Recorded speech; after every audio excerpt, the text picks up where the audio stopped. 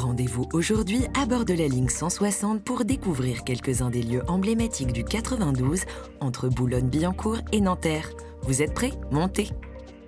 Pour une immersion dans l'histoire de France, il faut se rendre à l'arrêt Parc de Saint-Cloud. Direction un écrin de verdure habité par les souvenirs d'un temps révolu, le musée historique du domaine national de Saint-Cloud. C'est sur ces terres que se trouvait anciennement le château éponyme. Malheureusement, un incendie le détruira entièrement en 1892.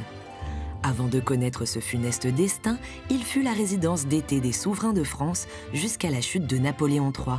Désormais, un musée rend hommage à ces heures royales et impériales de l'histoire de France en présentant une maquette impressionnante de l'ancienne bâtisse avant le ravage des flammes, mais aussi des pièces rescapées, statues, tableaux et objets en porcelaine. Impossible en sortant de ne pas se délecter des 460 hectares de parc qui l'entourent. Il est d'ailleurs considéré comme l'un des plus beaux d'Europe et on comprend pourquoi. Et justement, si vous êtes en quête de nature et de jolis panoramas, notre prochaine adresse est tout à fait à propos. À quelques encablures d'ici se trouve l'arrêt Mont-Valérien et vous feriez mieux de descendre pour ne rien louper. Située sur le mont Valérien, la terrasse du Fécheret n'a rien à envier à la vue proposée par sa cousine montmartroise. Un décor à 180 degrés se dessine à l'horizon. On reconnaît bien évidemment la Dame de Fer et les imposantes tours du quartier de la Défense. En explorant les environs, on découvre aussi une tranche d'histoire. En effet, cette colline constitua un lieu de pèlerinage pendant plusieurs siècles. Transformée en fort militaire au 19e, elle fut par la suite le théâtre d'événements tragiques durant la Seconde Guerre mondiale.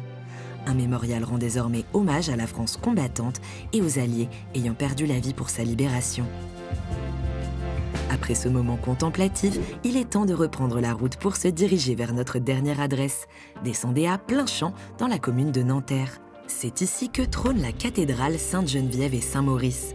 Construite au XXe siècle, son aspect extérieur peut sembler quelque peu austère, mais quand on pousse la porte, on y découvre un ensemble iconographique réalisé dans les années 1930.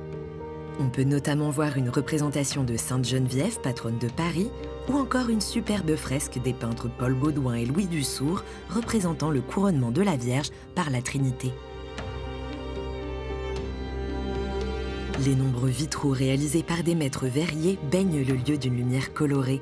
Impossible de passer à côté de l'un des plus imposants, niché dans le transept sud. Dans un lieu pareil, une certitude, il existe une religion unique, celle de l'amour de l'art et de l'artisanat. C'est ici à Nanterre que notre excursion à travers les adresses culturelles le long de la ligne 160 prend fin. Terminus, tout le monde descend.